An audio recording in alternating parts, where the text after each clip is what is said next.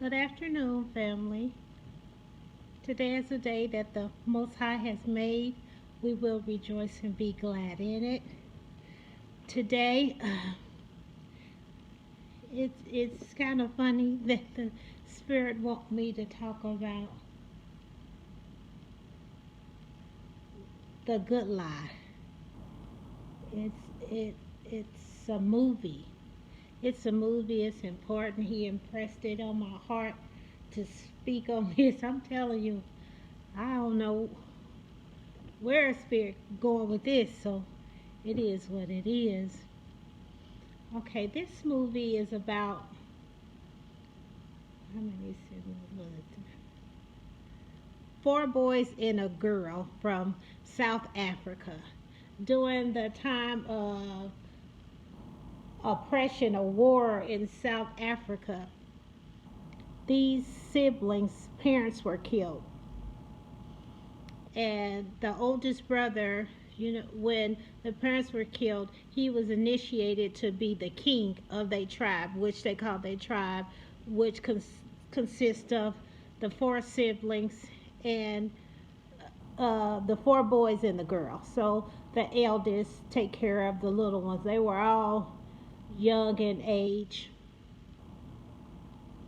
and so the brother, the oldest brother, he was guarding them and taking care of them, and they were trying to get to this other part of South Africa. It's kind of like a refugee camp where they'll be safe from the traffickers.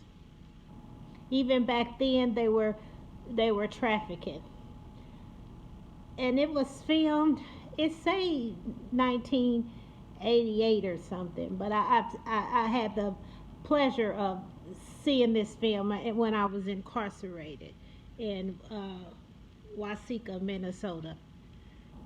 So everything, remember, everything is a lesson. Everything you get stuff, and you whatever you experience is never thrown away. You wouldn't have experienced it if it never come back.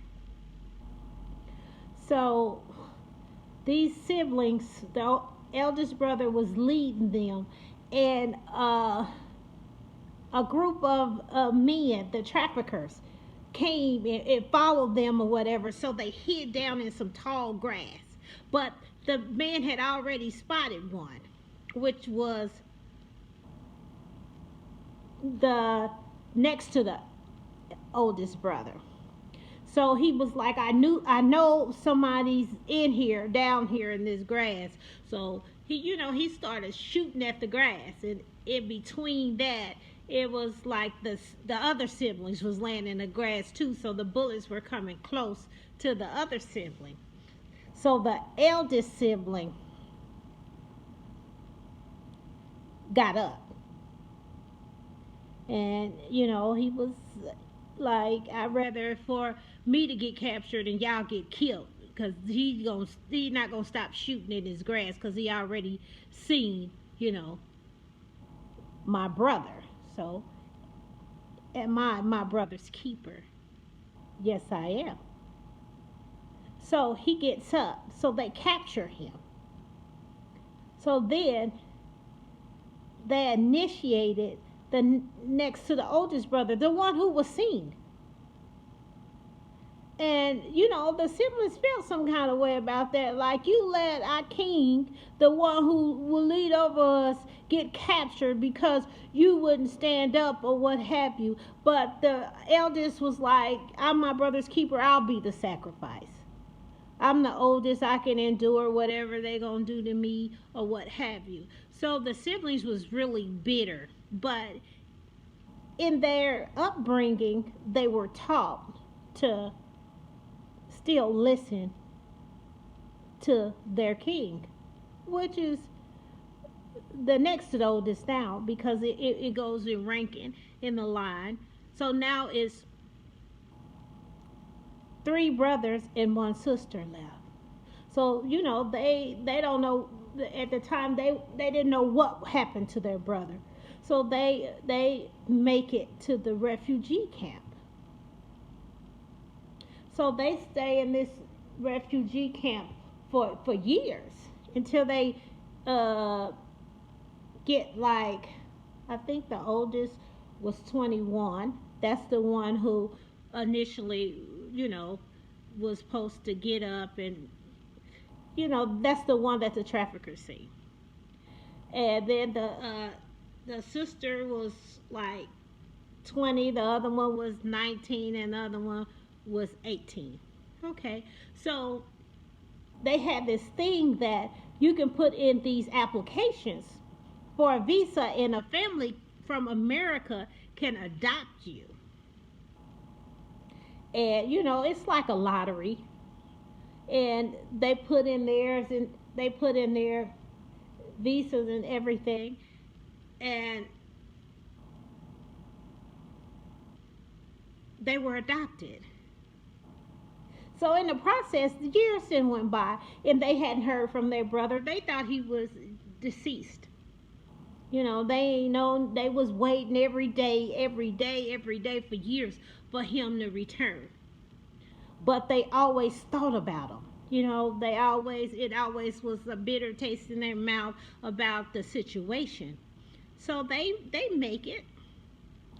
They make it. They were chosen. This is how I know it's so funny that this is how I know this story. I don't know. Even back then, I was like, why would they be chosen? A family, and they chose them to Kansas City, Missouri. So their adopted like family chose them to come to Kansas City, Missouri. So okay, they come to Kansas City, Missouri, but when they get to the airport, they realize, well, they weren't staying in the family home. The family sponsored them. It was a sponsorship.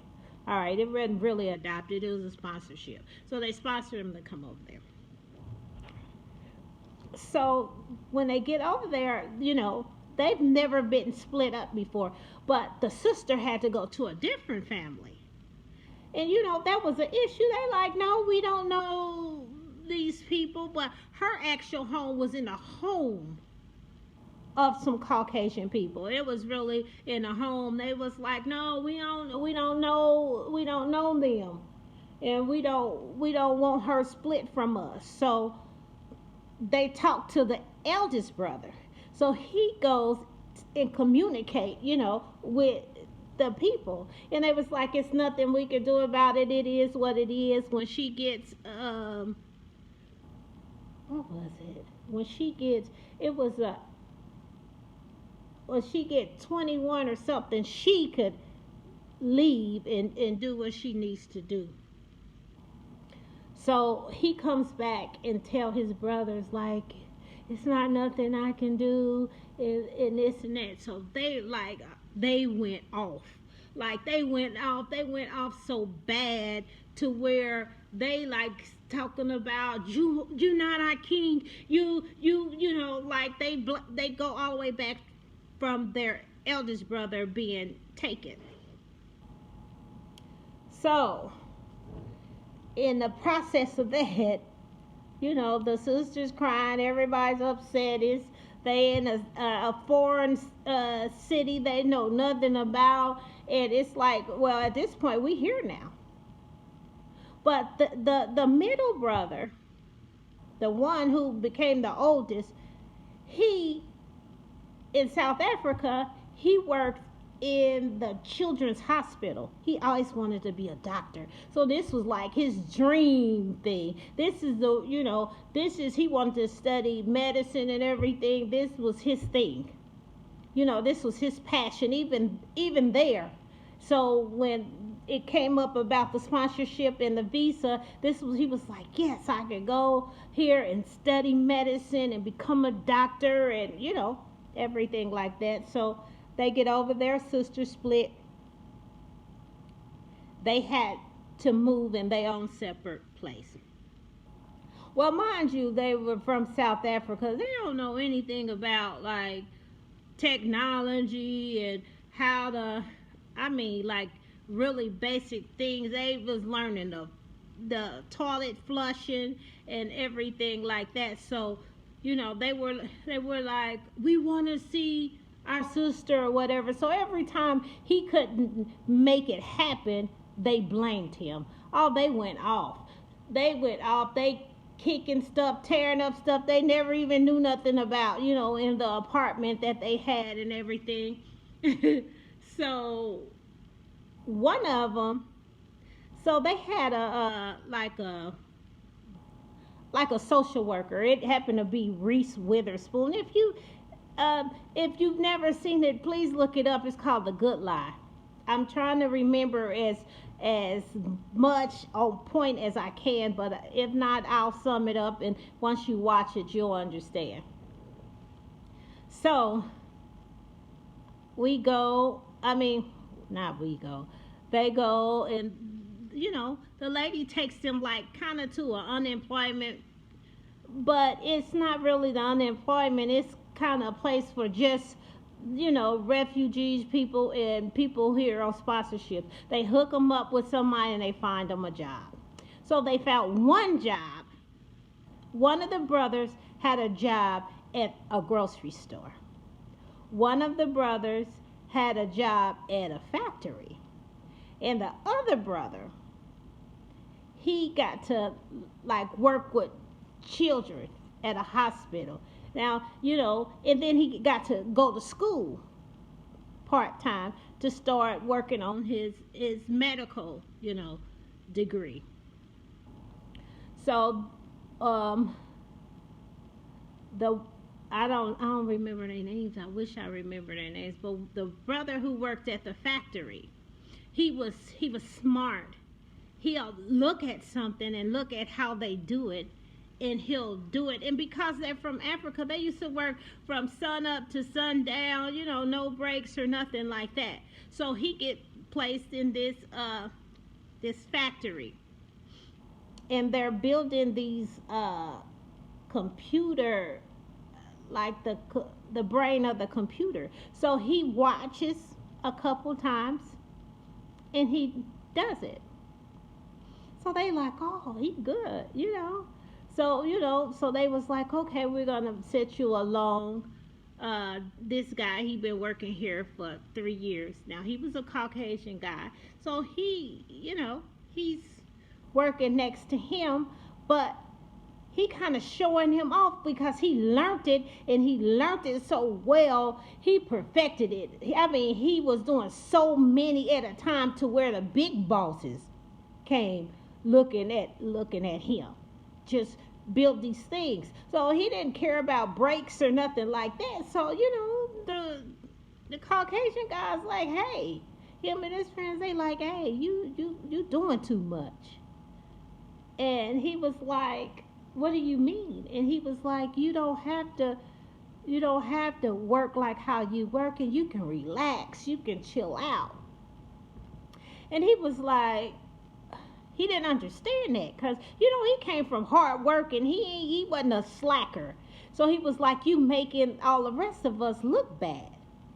And he still didn't understand what they were saying. He was like, I come to work. And the Caucasian boys was like, okay, we'll see you at break.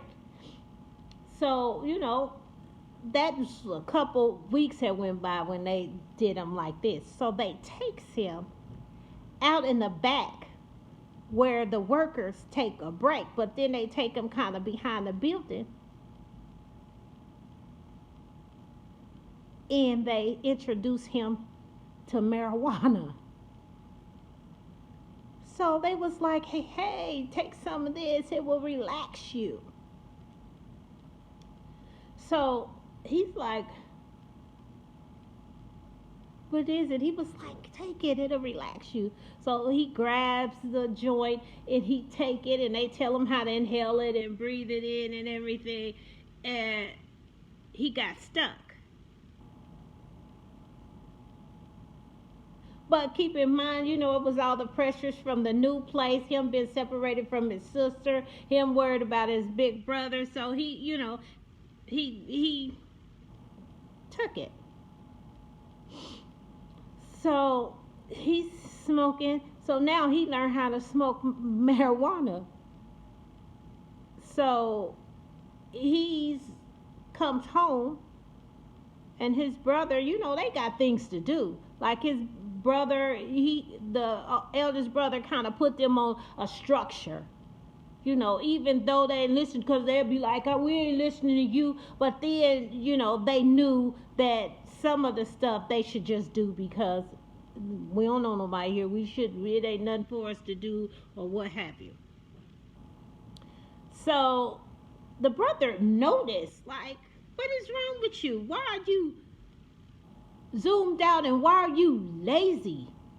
Like, and he was like, we come here to accomplish stuff. We have to get the family back together. Our sister is here, and we here, and we need to save up money to do this and do that. And the brother that was high on the marijuana just started going off, bringing up everything that happened with the big brother. And because he wasn't the king, his sister got removed from them and everything like that. So the one who's a doctor, he just goes in and he breaks down like, I didn't mean for none of this to happen.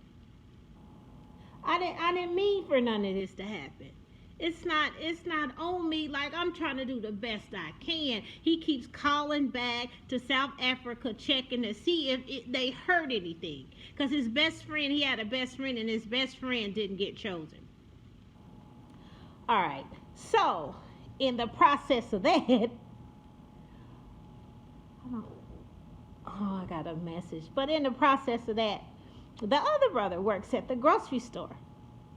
So his Caucasian boss, he tells him, he was like, listen, you take the old produce and the old food, you look at the day, take it and throw them out. He said, do not give none of them to the homeless people that be out in the back. They are not to get anything. Do not let them get anything. So he said, I don't understand. He was like, I don't understand, like, why wouldn't we give that to them? And then he was like, don't worry about why, just don't do it. Okay. So, he working, he's seeing the stuff he's taking in, he's throwing it out in the bag. Well, the other brother, he studied getting high. His lack of his work is showing in his work. He's slowing down, he lacking. The Caucasian guys he worked with is laughing at him. Because they getting him so high, he getting stuck. So he's not doing what he used to do. And then the brother is noticing how he just sitting around and being all loungy and snacking and, and just being silly. Not saying that marijuana, but these are people never had that before. They've been working from sun up to sundown since they were kids. The brother is noticing everything. But, when he tried to tell him something, he wouldn't, you're not my king, So the other brother, he's like feeling some kind of way.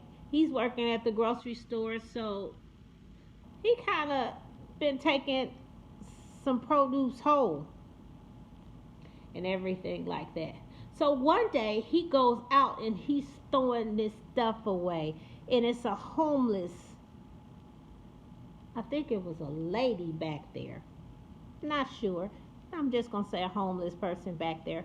So he gives the produce to the lady. He's like giving it to her. Well, I keep saying lady, but I'm not sure. All right. So he giving it to the homeless person. The boss come out there and he started hollering at him, get away from here, get away, telling the homeless person to get away, and was like, didn't I tell you, this and that, and you can't do that. I told you don't do that and this and this. So he fires him. So he's mad. He's like, We came over for a better life. I don't understand why these people don't want to help people. They rather throw this stuff away. So he's so frustrated. He gets so mad. He just runs away. Now he in the city. He don't know nothing about. So the brother who's getting high, they didn't seen him not doing his work, so they didn't fire him. So he's just wandering around acting like he been going to work for some days. So the brother, they like, we can't find him. This is crazy. All this different stuff. He done ran away. Well, he don't know his way around. So he really didn't really run away. He was like right around the corner for hours. It was so funny. Good movie. I'm trying to remember the best I can. I hadn't been incarcerated for over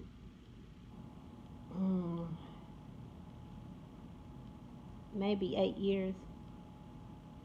All right, enough of that. So he he finally wanders back around. The brother been looking for him, so the eldest brother going all on him. He was like, "You're not my brother. You're not the king."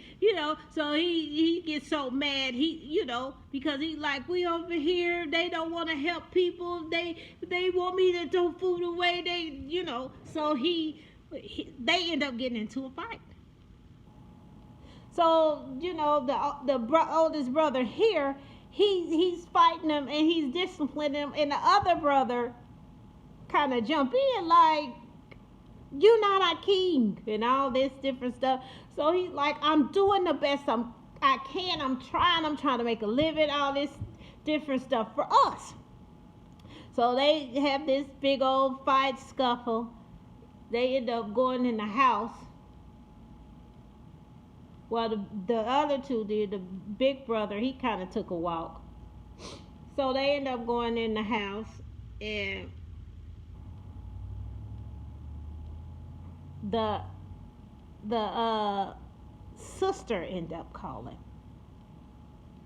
So they end up getting like a FaceTime from the sister. That did something. That brightened their day and everything else. That made them feel really good. It kind of, they still try to have a little attitude, but, in the process, it kind of lightened up the mood. So, in the midst of that, while everybody's going through their different things, the brother was being informed that he could practice, he couldn't be a medical physician over there because of, the red tape of you coming over here, you will have to go and do this, and that was years and years and years of, medical stuff. So he's like, "But I already been working," and they was like, "That don't matter what you did over in South Africa."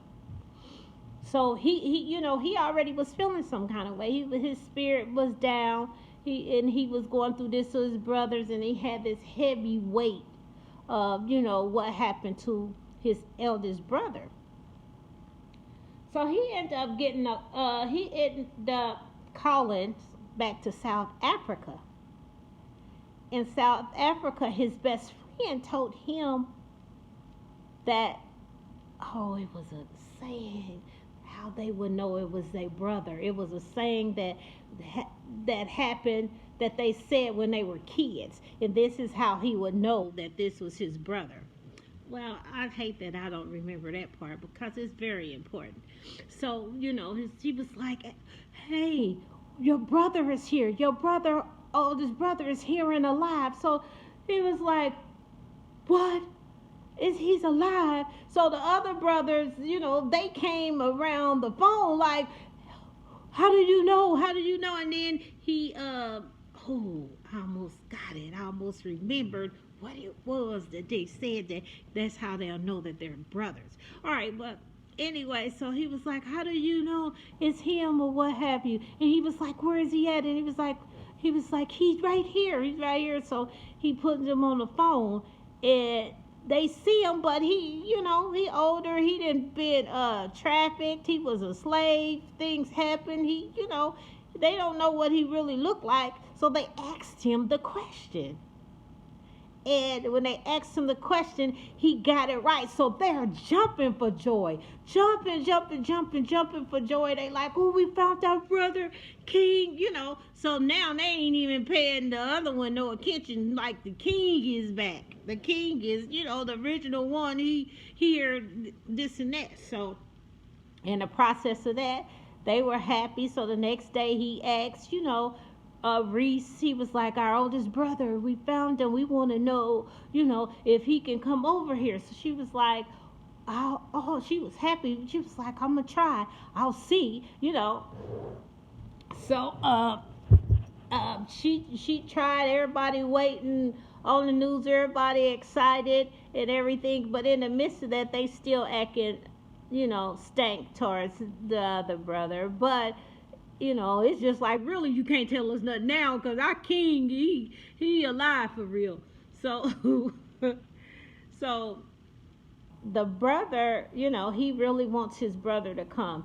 And, Reese, she tried, and then she was like, called him one day, and she was like, I'm sorry to tell you that he can't get a sponsorship over here. So, so when that happened, that broke his heart, because he found his brother. He finally felt like I can earn my siblings' love now. They won't be mad at me because he's alive. So they like pressured him, like, you better make sure he get over here because it's your fault that all this stuff happened. So when he found out that news, he didn't tell them that he didn't get the visa or the sponsorship. He lied to them. He lied to him. He was like, yes, he got it. He got it. He got it. So in the midst of that, they went to the airport. Not in the midst of that, but it was some weeks went over. So he devised up a plan. He devised up a plan to switch his visas with his brother. And I don't even know how it ended up that they made it to where he get oh, that's what it was. So they let him fly back home, I believe. Y'all get the gist of the movie. They let him fly back home to see his brother. So he see his brother and everything, and he switched. He gave the brother all his like visa and everything like that, because he felt like, it's my fault. I'm gonna sacrifice myself. I'll stay over here in South Africa and be the doctor that I want to be, because I can be it here. And this is where we need this kind of help at. I could never be it over there anyway, so I'll do it here and be a physician for the kids. I already have my medical, ranking over here. They already know about me. I worked with them for years already. So they get to the airport, because he never told them that the brother wasn't coming. He always told them that he was. So they get to the airport when they supposed to be coming back, because he told them he was going to get him and everything like that. So they see him, and the oldest brother, is the only one come back. So they're looking, and the sister's there, and it was a reunion at the airport and everything, and they're looking, and he come back. They asked him, is he, his brother name and everything like that, and he says yes. So So he comes and he sees his siblings and they hollering and screaming and everything and hugging and and it's a lot, but I'm trying to just make sure that I get the gist of it. And they're hugging and everything, and they're looking for the oldest brother, the next to the oldest brother, the one who was there and everything. And he tells them, he just shakes his head like, no. So they were like a little sad, but then they got back to, hugging him and everything like that. And Reese looked, because she kind of in her mind, the way, the next to the eldest, when he was there, how he was moving, that something was up. So the thing was, they never told a lie, like ever. But in his schooling, they taught him, when it's a good lie, you could tell a lie. So he was like, well, what is a good lie? So they were kind of went over some things, like if it'll save a life, if it'll do, uh, if it's for the higher good of humanity, or somebody, as far as saving a person's life or livelihood. And I don't know why I need to tell you guys this. This is what the Holy Spirit put in my heart. I try to sum up the movie as best as I can. Go and watch it. It's a beautiful thing. I knew it was something for me because it said Kansas City, Missouri, and that's my hometown. So even in that, the Holy Spirit had gave me scripture on Sarah and Abraham. And Abraham was a righteous man. In Genesis 20, it talks about when Abraham lied to this king called Abimelech. He was a king of Gerar. And I hope I'm saying it right. You know how the Bible words, I could be slaughtering, but you understand the story. He lied when he asked Abraham who was Sarah. And Sarah was his wife. And he told the king that Sarah was his sister. And the reason why he did that, because if it was his wife, this is a king, this is a king, whatever I want, I get. And if you her husband, I kill you and she ain't married no more. But if you her brother, because it's, family, he wouldn't, I guess he couldn't do it or whatever, or he spared him. And it ended up being a blessing in the end, because that lie made Abraham and Sarah wealthy. And if you don't know the story, you read it, because when he took Sarah to the house, the king kept having dreams. And in a dream, it was like, you took a man's wife. And the king was like, no, I didn't. I ain't take no man's wife. What wife did I take? And he know the last person that entered the house was Sarah. And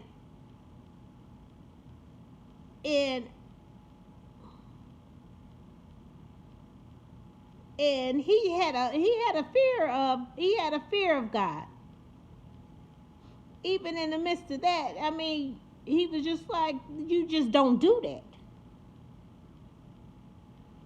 So he had these terrible dreams or whatever, and he got up and he woke up and he had them go get him. Why did he lie to me? Got me going through this torture of they most high God torturing me in my sleep.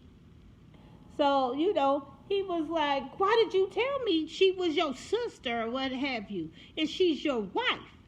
And he was like, hey, you and her, y'all get out of my city. You and her and take all this with him. So he, to please the Most High, he gave him all this wealth. All this wealth. So, I mean, it that was a good lie. The good lie was it spared Abraham's life. And then it was such a good lie to where it made him wealthy at the same time. Hey, the Most High is amazing. He is amazing. He's above amazing. That's a human word as close as I can get you to understanding how good, how great, how magnificent, how all things work together for the good for the called. But Abraham and Sarah was called. See, it's a time in a place that you will have to tell a good lie. Not have to. It might come a time in a place. Even in slavery days, they had like when a slave run away and a white person seen the slave and they be like, have you seen anybody? And they be like, no. But they in a basement and they feeding them or what have you, or at the back door or hiding them or what have you. It's a time and a place when you can tell a good lie. Now, I don't know who this is for.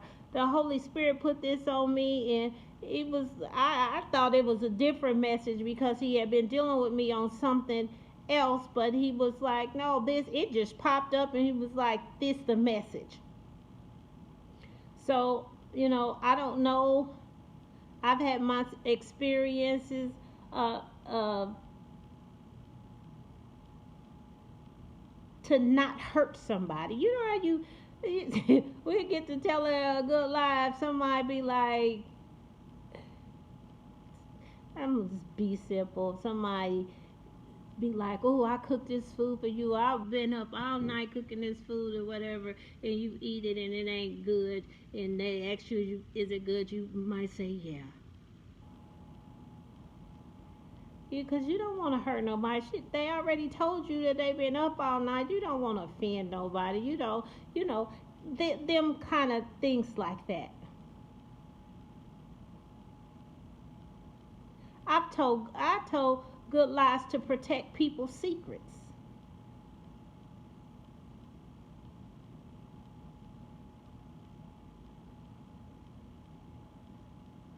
I have. Not under oath or nothing like that. I'm talking about just, people tell me something in private and it's between me and them. And so I just randomly come up and say, there's such and such. What? For one, that person confided in me. Just because you asked me the question don't make me and her had this agreement when they confide in me.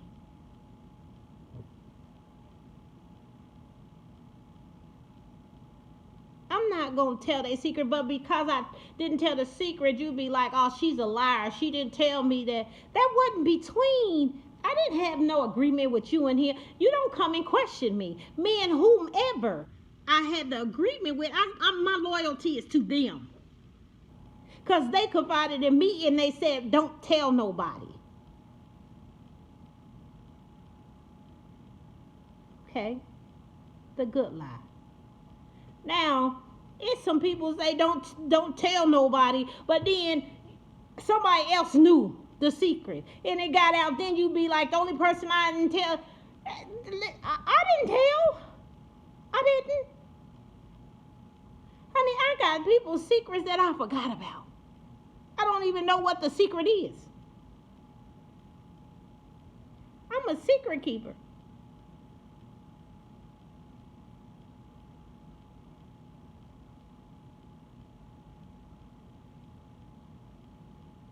So, Most High, I don't know if somebody out there calling me a liar or something. The Most High wanted me to get this message out when it's a good lie. Like I'm just, it's some certain stuff. I ain't talking about. Ain't nobody just going around just being a liar. And because something don't add up to you, don't mean it's a lie.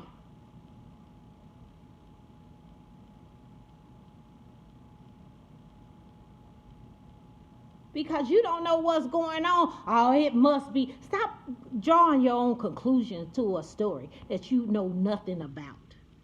You look at the title and come up with the conclusion on how the story go in. Stop.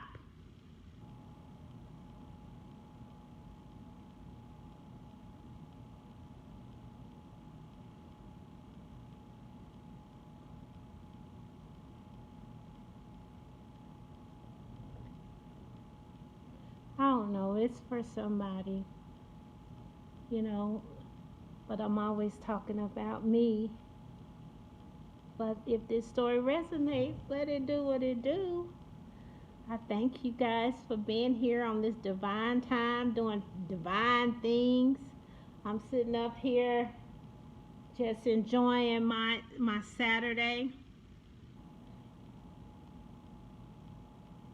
spending time with the Most High, staying away from the distractions.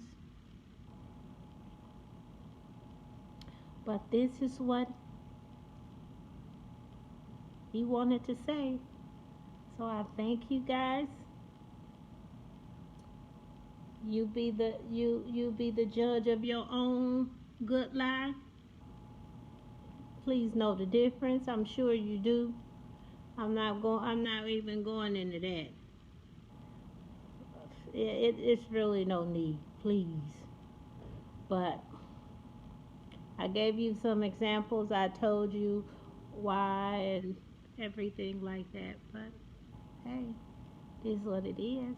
Thank you for this divine time sharing with me this divine time. So I pray that you have a blessed and highly favored day.